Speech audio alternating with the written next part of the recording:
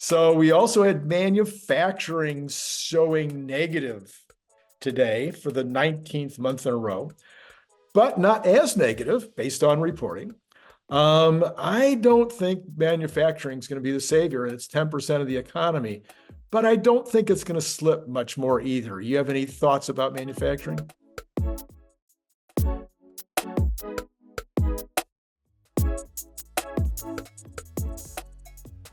We still have a bit of onshoring going on.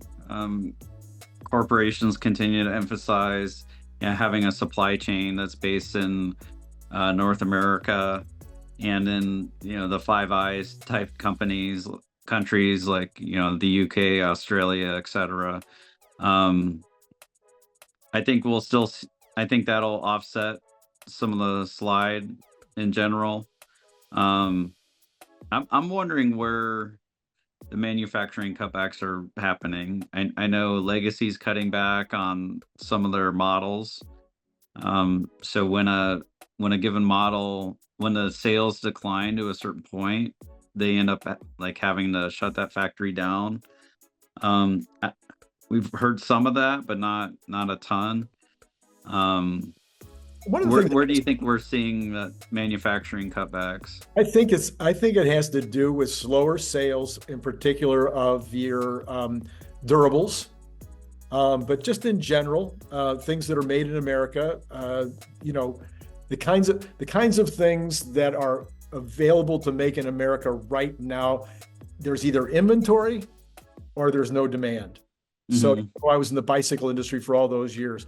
Typically, on a boom bust cycle, you see the items coming back into fashion again, if you will, a year later. And I've seen it for my entire career. You have one really bad year where people going out of business and all the rest. And then the next year, things kind of come back to normal, or maybe even good. This time we're on our second year. We won't know in the bicycle industry until May or June whether it's going to be a good year or not. But we've already had our 2 years of really slow business after the boom that happened during COVID. So that's true for refrigerators. That's true for, just go down the line. And both Home Depot got downgraded today because because the folks who, this particular pundit, whoever it was, our analyst, believes that they're not going to come back this year. So, it's those kind of things, I think, that are holding up manufacturing in the United States. Not so much the cars, although that's also still way down from typically, the 17 to 18 million a year down in around the 16 million level. That's pretty significant. Mm-hmm.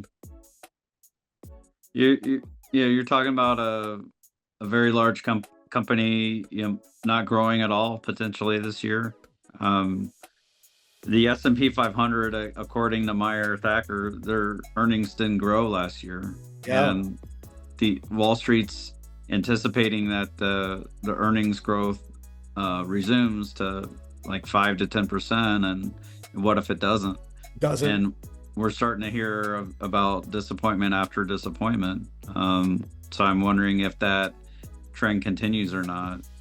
I've heard that, guidance generally has been disappointing. Yeah. Generally so far. Well, first of all, the beats have not been by that much. And then the guidance has also been a little thin.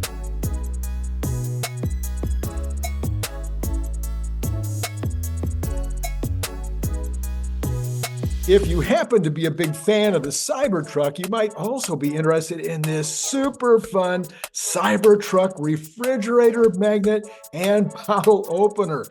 It is made out of super thick stainless steel, just like the Cybertruck, and it has this giant magnet on the back, so it's going to hold a lot of stuff on your refrigerator.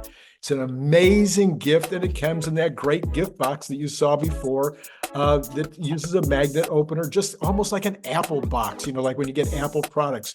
You can buy it on Amazon for $29.95, or you can buy it direct from me by sending $25 to paypal.me/Randy Kirk, all in lowercase letters. Please indicate whether you want the stainless steel look, or maybe you'd like to have this very clever camo version. And then if you're not in the US, please add $20 for freight. If you'd like more than one, please check the information below to get pricing, as well as all that information I just told you will be repeated in the information below. So once again, think about joining the channel, getting the up-to-date Tesla news every single day. I think you'll be glad you did.